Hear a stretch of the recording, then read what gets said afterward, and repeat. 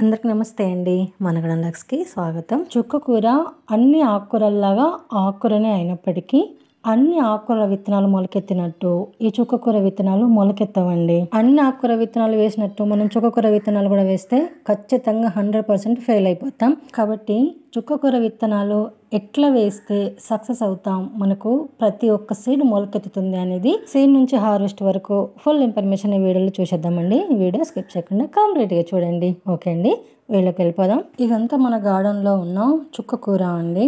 నేను 3 సంవత్సరాలుగా చుక్కకూరను మన గార్డెన్లో పెంచుతున్నాను. మన గార్డెన్లో సంవత్సరం అంతా చుక్కకూర ఉంటుందండి ఖచ్చితంగా. నేను ఈ చుక్కకూరను బ్లాక్ టబ్బులలో పెంచుతాను, అలాగే నేలలో కూడా పెంచుతానండి, పెరట్లో కూడా వేస్తాను. 2 విధాలుగా పెంచుతాను. చూడండి ఎంత హెల్తీగా ఉందో, ఎంత ఫ్రెష్గా ఉందో. ఇలా చుక్కకూర మనం కట్ చేసుకునేటప్పుడు మొత్తము కొమ్మలు కట్ చేయాలండి. అలా కొమ్మలు కట్ చేస్తే మనకు మళ్ళీ కొత్త బ్రాంచెస్ వస్తాయండి, తొందరగా పెరిగిపోతాయి. చూడండి ఎంత హెల్తీగా ఉందో చుక్కకూర. ఈ చుక్కకూర మనకు ఒక్కొక్క మొక్కనే ఒక కట్టలాగా తయారవుతుందండి. అంత బుషిగా పెరుగుతుంది, అంత హెల్తీగా పెరుగుతుంది. ఈ చుక్కకూరకు మనం సీడ్స్ వేయడమే ఇంపార్టెంట్ అండి. సీడ్స్ కరెక్ట్ వేలో మనం వేయగలిగితే ఇక సంవత్సరం అంతా చుక్కకూర మన గార్డెన్లోనే మనం పెంచుకోవచ్చండి, 0 మెయింటెనెన్స్తో అండి. ఎలాంటి ఫర్టిలైజర్స్ అవసరం లేదు, ఎలాంటి మెయింటెనెన్స్ అవసరం లేదు. ఈ చుక్కకూరకి ఎక్కువ పెస్ట్ ప్రాబ్లం కూడా ఏం రాదండి ఆకుకూరకి. ఎందుకంటే మనం ఎప్పటికప్పుడు హార్వెస్ట్ చేస్తూనే ఉంటాం కదా, లేతగా ఉన్నప్పుడే మనం కట్ చేసేసుకుంటాం. కాబట్టి మనకు పెద్దగా పెస్ట్ ప్రాబ్లం ఏం కనిపించదండి. హార్వెస్ట్ చేయకపోతేనే ఆకు చాటుకు గ్రీన్ కలర్ పురుగులు ఆకులు మొత్తం తినేసి పురుగులు స్టార్ట్ అవుతాయి అన్నమాట. అలాగే మనం హార్వెస్ట్ చేయడం ఆపేస్తే సీడ్స్ అయిపోతాయి. కాబట్టి మనము ఎప్పటికప్పుడు ఆకు పెరగగానే వెంటనే హార్వెస్ట్ చేస్తూనే ఉండాలన్నమాట. ఇలా లేతగా ఉన్నప్పుడు మనం హార్వెస్ట్ చేసుకుంటేనే మనకు మళ్ళీ ఫ్రెష్గా పెరుగుతుంది. కాబట్టి ఏ ఆకుకూరలకైనా సరే అండి హార్వెస్ట్ చాలా ఇంపార్టెంట్ అన్నమాట. వీలైనంత తొందరగా హార్వెస్ట్ చేసేసుకోవాలి.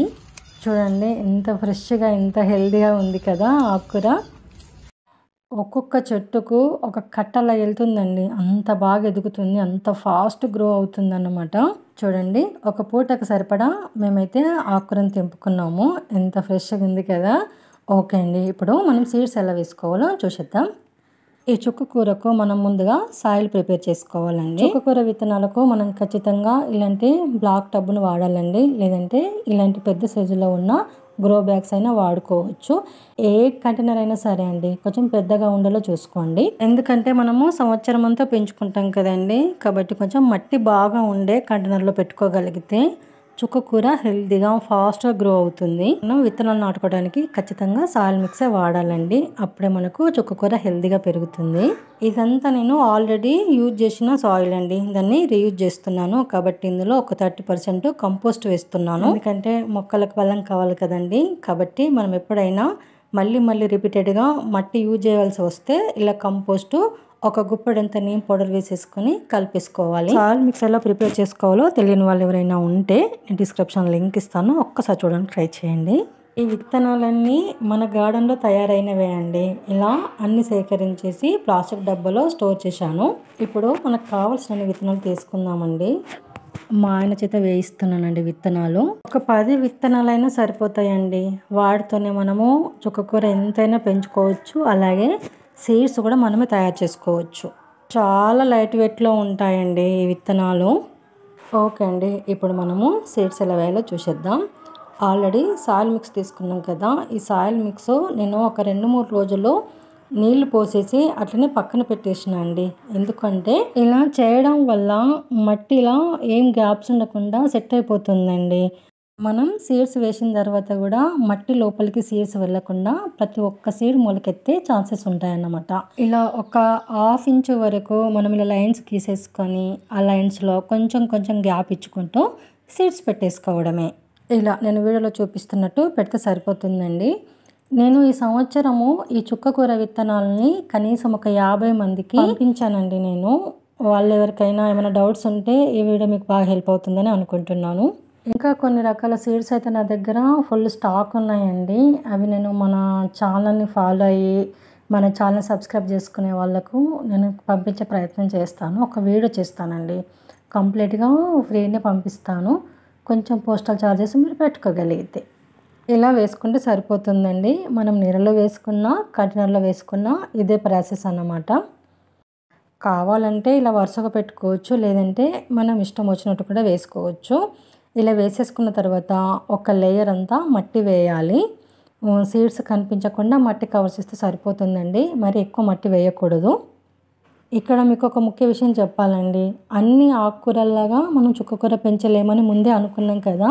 కాబట్టి మనం ఇలా సీడ్స్ వేసి మట్టి అంతా కవర్ చేసిన తర్వాత పైన మనము నీళ్లు చల్లుకోవాలి. కంపల్సరీ మట్టి అంతా మొత్తం నానిపోయేలాగా నీళ్లు చల్లాలి. తర్వాత చుక్కకూర మొలకెత్తేంత వరకు ఖచ్చితంగా మట్టి తడారిపోకుండా ఉండాలండి. అప్పుడే మనకు చుక్కకూర మొలకెత్తుతుంది అన్నమాట. మట్టి డ్రై అవ్వకూడదు అనమాట. సేమ్ ప్రాసెస్లో నేను పెరట్లో వేశానండి సీడ్స్. చూడండి ప్రతి సీడ్ మొలకెత్తింది. అంత బాగా హెల్తీగా పెరుగుతాయి అన్నమాట. విత్తనాలు మొలకెత్తకన్నా ముందు మనం నీళ్లు పోయడం మర్చిపోయి మట్టి డ్రై అయితే మాత్రము మనకు మొలకెత్తవండి. లేదంటే రెయిన్ సీజన్లో వేసేసేయండి. ఇట్లాగూ మనకు అప్పుడప్పుడు వర్షాలు పడుతూ ఉంటాయి. వెదరంతా కూల్గా ఉంటుంది కాబట్టి మనకు అప్పుడు ఖచ్చితంగా మొలకెత్తుతాయి. మొలకెత్తిన తర్వాత మనము ఈ చుక్కకూరకు నీళ్ళు కూడా ఎక్కువ పోయకూడదండి. నీళ్ళు ఎక్కువైపోయినా కూడా ఆకు ఎల్లో కలర్ అయిపోయి మొత్తం మొక్కంతా చచ్చిపోతుంది. కాబట్టి నీళ్ళు ఎక్కువ కాకుండా తక్కువ కాకుండా చూసుకోవాలి.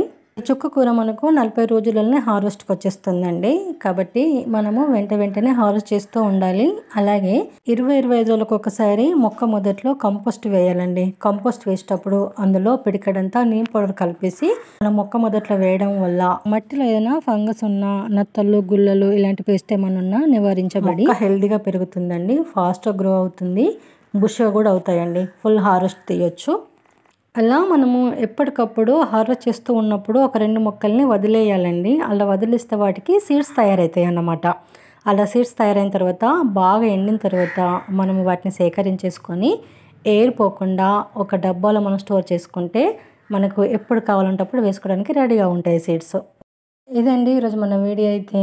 ఈ విధంగా చుక్కకూర పెంచితే ఖచ్చితంగా సక్సెస్ అవుతుందన్నమాట. తప్పకుండా ఒకసారి ఈ ప్రాసెస్లో మీరు ట్రై చేయండి. ఇదండి ఈరోజు మన వీడియో అయితే. నచ్చితే లైక్ చేయండి, షేర్ చేయండి, మన ఛానల్ సబ్స్క్రైబ్ చేసుకోండి. ప్లీజ్ అండి సపోర్ట్ చేయండి. అలాగే ఇలాంటి మంచి వీడియోల కోసం, village organic gardening ideas tips కోసం మన ఛానల్ ఫాలో అవ్వండి. Thanks for watching. Happy gardening.